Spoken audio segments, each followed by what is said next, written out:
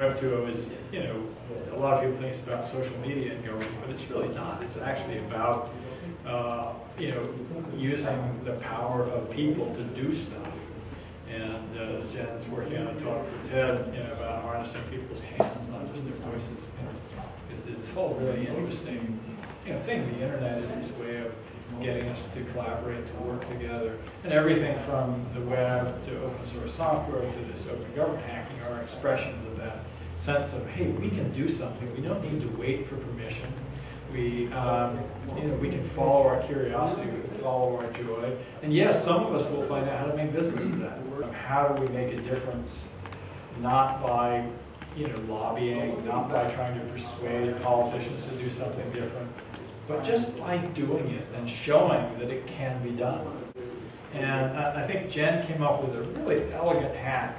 And one of the things that we came across was that there's this huge obstacle in government procurement. And the hack that Jen came up with was that you get the government to procure a set of fellows for a year. You kind of have some loosely defined project, but really you're just trying to get some change makers into the system. And then they go out and they do interesting projects. And connecting them to the change makers that are to the makers there. who are already inside. And then we can have them work on all kinds of cool stuff. Because we've sort of got the kind of this sort of virus inside the system. and that's where I think it's sort of, it's sort of like the hacker impulse applied to government.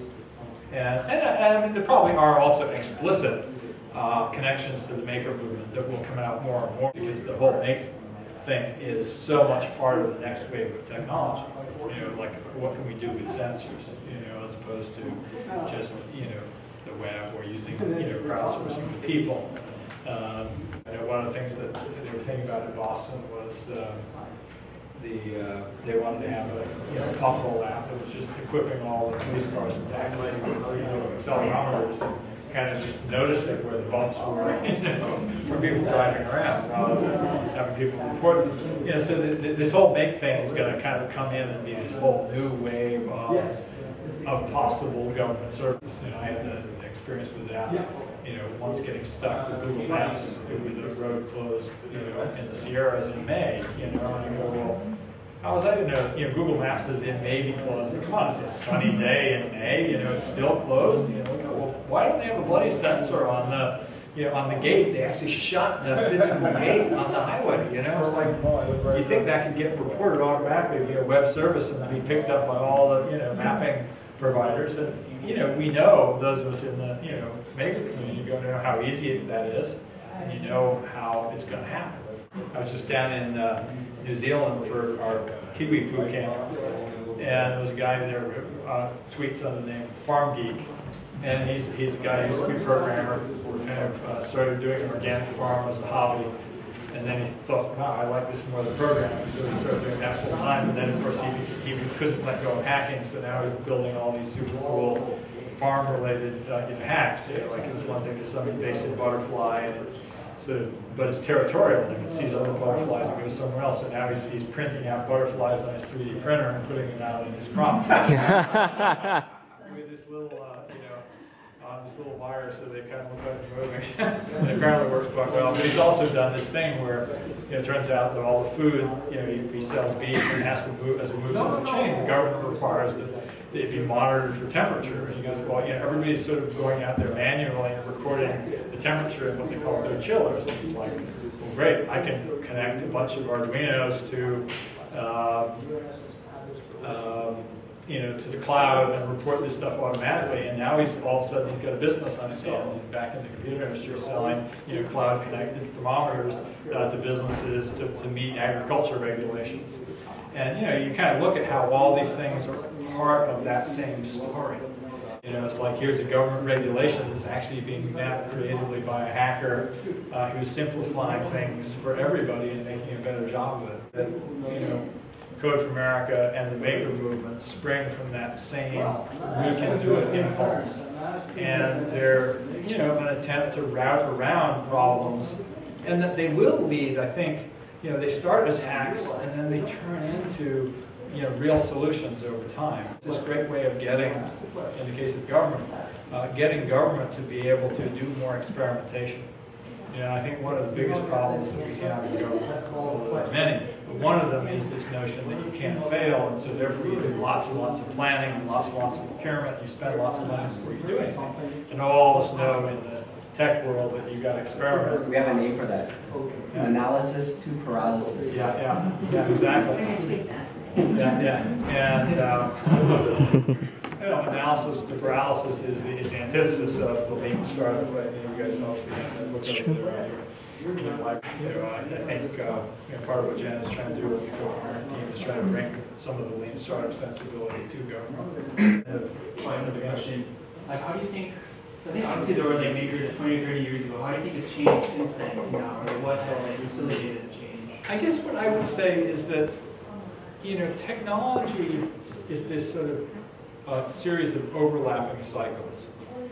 So the early days of the PC was a maker period as well as a software, revolution. And then you watched how, I still remember, scarring my hands with circuit boards, just trying to get them in and out of the back of the, computer. And then at some point you kind of stopped doing it, because everything's got componentized and, the software became more complicated. And then there's this revolution, the whole, it's not just it was in hardware, it was in software. It was a software hacking revolution, the PC, and then Microsoft got more and more dominant. They closed it down, and it became boring.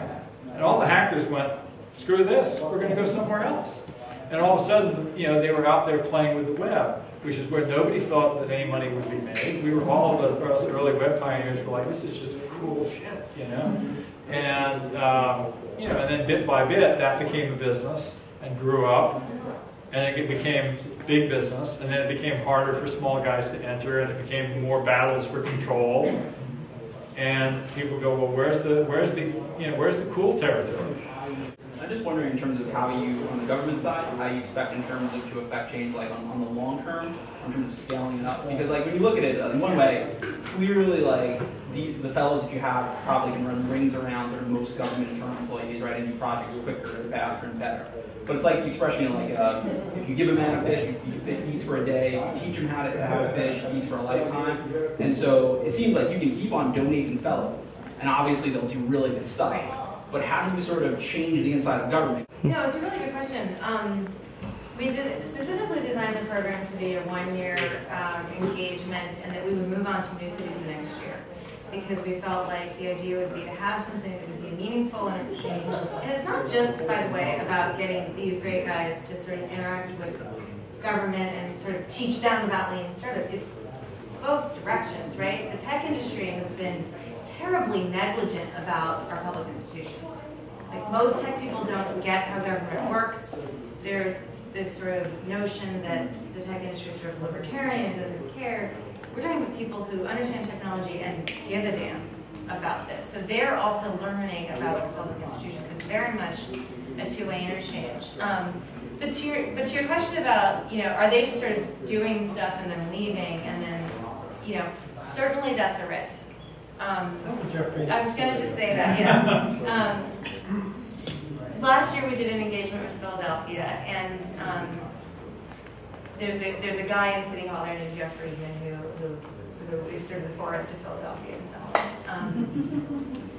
And what he said was that the fellows were like mysterious strangers that came into the city and taught the city staff that they could have done this themselves all along. What we're really trying to do is show what's possible. So there are examples, concrete examples, not abstract examples, but concrete examples of things going faster and being more valuable than they would through another method. They have the power to work outside of their silos. They have the power to do things in novel ways. Sometimes it requires an enormous amount of political will, and sometimes it requires a lot of pushback, because the fellows will come in and hear no quite a bit. No, that's not going to happen. And they say, okay, I understand that. I'm not going to sort of, push right back against that. But I'm going to continue to try to find a way to get done what we can.